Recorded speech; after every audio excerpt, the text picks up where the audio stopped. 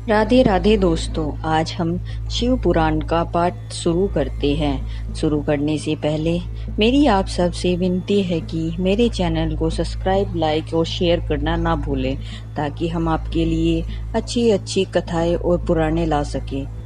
ओम नमः शिवाय। चलो आइए शुरू करते हैं। राधे राधे दोस्तों, आपका फिर से स्वागत है मेरे YouTube चैनल राधे श्याम में। आज हम आपको आगे की कथा सुनाते हैं। बालक उपमन्यु को दूध के लिए दुखी देख माता का उसे शिव की आराधना के लिए प्रेरित करना तथा उपमन्यु की तीव्र तपस्या। ऋषियों ने पूछा, प्रभु, धम्मी के बड़े भाई उपमन्यु जब छोटे बालक थे तब उन्होंने दूध के लिए तपस्या की थी और भगवान शिव ने प्रसन्न होकर उन्हें क्षीर सागर प्राप्त किया था, परंतु शेष अवस्था में उन्हें शिव शास्त्र के प्रवचन की शक्ति कैसे प्राप्त हुई, अथवा वे कैसे शिव के सतत्व स्वरूप को जानकर तपस्या में निरत हुए। तपस चरण के पर्व में उन्हें भस्म के विज्ञान की प्राप्ति कैसे हुई, जिससे जो रुद्र अग्नि का उत्तम वीर्य है उस आत्मरक्षक भस्म को उन्होंने प्राप्त किया। वायुदेव ने कहा, महर्षियों, जिन्होंने वह तप किया था वे उपमन्यु कोई साधारण बालक नहीं थे, परम बुद्धिमान मुनिवर वियर्गपाद के पुत्र थे। उन्हें जन्म अंतर में ही सिद्धि प्राप्त हो चुकी थी, परंतु किसी कारणवश वे अपने पद से च्युत हो चुके थे, योग भ्रष्ट हो गए। अतः भाग्यवश जन्म लेकर वे मुनि कुमार हुए। एक समय की बात है, अपने मामा के आश्रम में उन्हें पीने के लिए बहुत थोड़ा दूध मिला। उसके मामा का बेटा अपनी इच्छा के अनुसार गरम गरम उत्तम दूध पिया करके उसके सामने खड़ा था। मातुल पुत्र को इस अवस्था में देखकर वियर्गपाद कुमार उपमन्यु के मन में ईर्ष्या हुई और वे अपनी माँ के पास जाकर बड़े प्रेम से बोले, मात महाभागी तपस्विनी, मुझे अत्यंत स्वादिष्ट गरम गरम गाय का दूध दो, मैं थोड़ा नहीं पीऊंगा। बेटे की यह बात सुनकर वियर्गपाद की पत्नी तपस्विनी माता के मन में उस समय बड़ा दुख हुआ। उसने पुत्र को बड़े आदर के साथ छाती से लगा लिया और प्रेम पूर्वक लाड प्यार करके अपनी निर्धनता का स्मरण हो आने से वह दुखी हो विलाप करने लगी। महातेजस्वी बालक उपमन्यु बारंबार दूध को याद करके रोते हुए माता से कहने लगे, माँ दूध दो। बालक के उस हठ को जानकर उस तपस्विनी ब्राह्मणी पत्नी ने उनके हठ के निवारण के लिए एक सुंदर उपाय दिया।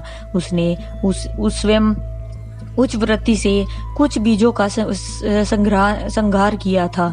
उन बीजों को देखकर उसने तत्काल उठा लिया और पीसकर पानी में घोल दिया। फिर मीठे वाणी में बोली, आओ आओ मेरे लाल, यो कहकर बालकों को शांत करके हृदय से लगा लिया और दुख से पीड़ित हो अपने कृत्रिम दूध उसके हाथ में दे दिया। माता के दिए हुए उस बनावटी दूध को पीकर बालक अत्यंत व्याकुल हो उठा और बोला, माँ, यह दूध नहीं है। तब वह बहुत दुखी हो गई और बेटे का मस्तक सूंघकर अपने दोनों हाथों से उनके कमल दर्शन नेत्रों को पोंछती हुई बोली, बेटा, अपने पास सभी वस्तुओं का अभाव होने के कारण दरिद्रतावश मुझ अभागिनी ने पीसे हुए बीजों को पानी में घोलकर यह तुम्हें मिथ्या दूध दिया था। तुम दूध नहीं दिया। ऐसा कहकर रोते हुए मुझे बारंबार दुखी करते हो, परंतु भगवान शिव की कृपा के बिना तुम्हारे लिए कहीं दूध नहीं है। भक्ति पूर्वक माता पार्वती और अनुचरों सहित भगवान शिव के चरण रविंद्रों में जो कुछ समर्पित किया हो वही संपूर्ण संपत्तियों का कारण होता है। महादेव जी ही धन देने वाले हैं। इस समय हम लोगों ने उनकी आराधना नहीं की है।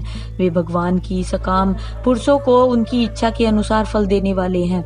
हम लोगों ने आज से पहले कभी भी धन की कामना से भगवान शिव की पूजा नहीं की, इसलिए हम दरिद्र हो गए और यही कारण है कि तुम्हारे लिए दूध नहीं मिल रहा है। बेटा, पूर्व जन्म में भगवान शिव अथवा विष्णु के उद्देश्य से जो कुछ दिया जाता है वही वर्तमान जन्म में मिलता है, दूसरा कुछ नहीं। उपमन्यु बोले, माँ, यदि माता पार्वती सहित भगवान शिव विद्यमान है तब आज से शोक करना व्यर्थ है। महाभागे सब शोक छोड़ दो, शोक छोड़ो, अब सब मंगल में ही होगा। माँ, आज मेरी बात सुन लो। यदि कहीं महादेव जी हैं तो मैं देर से ही या जल्दी ही उनसे क्षीर सागर मांग लूंगा। वायुदेव कहते हैं, उस महाबुद्धिमान बालक की वह बात सुनकर उनकी मनस्वी माता उस समय बहुत प्रसन्न हुई और यो बोली। माते ने कहा, बेटा, तुमने बहुत अच्छा विचार किया है, तुम्हारा यह विचार मेरी प्रसन्नता को बढ़ाने वाला है। अब तुम देर न लगाओ, सांब सदाशिव का भजन करो।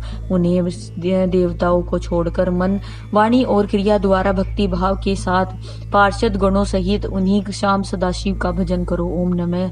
यह मंत्र उन देवाधिदेव वरदायक शिव का साक्षात वाचक माना गया है। प्रणव सहित जो दूसरे 7 करोड़ महामंत्र हैं वे सब इसी में लीन होते हैं और फिर इसी से प्रकट होते हैं। यह मंत्र दूसरे सभी मंत्रों से प्रबल है, यही सबकी रक्षा करने में समर्थ है। अतः दूसरे की इच्छा नहीं करनी चाहिए।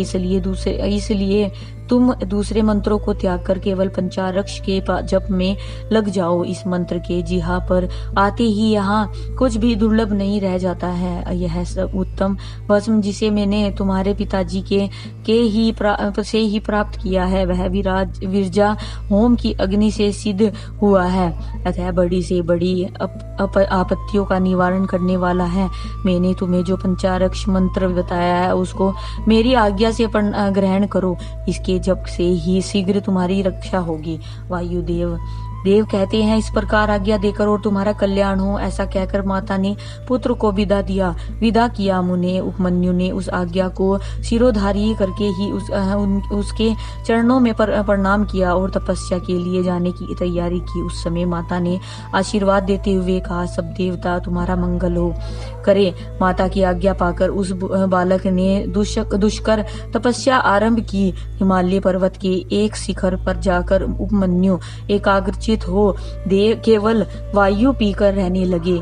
उन्होंने 8 ईंटों का एक मंदिर बनाकर उसमें मिट्टी के शिवलिंग की स्थापना की। उसमें माता पार्वती तथा गणों सहित अविनाशी महादेव जी का आह्वान करके भक्ति भाव से पंचाक्षर मंत्र द्वारा ही उन वन के पत्र पुष्प आदि उपचारों से उनकी पूजा करते हुए वे चिरकाल तक उत्तम तपस्या में लगे रहे।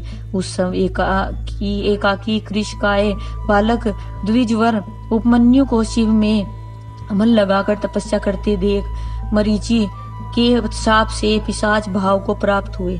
आज की कथा यहीं समाप्त करते हैं, आगे की कथा आपको कल सुनाएंगे। ओम नमः शिवाय। अगर आपको मेरी वीडियो अच्छी लगी तो बेल आइकन दबाना ना भूलें ताकि आपको मेरे आने वाली वीडियोस का नोटिफिकेशन मिलता रहे।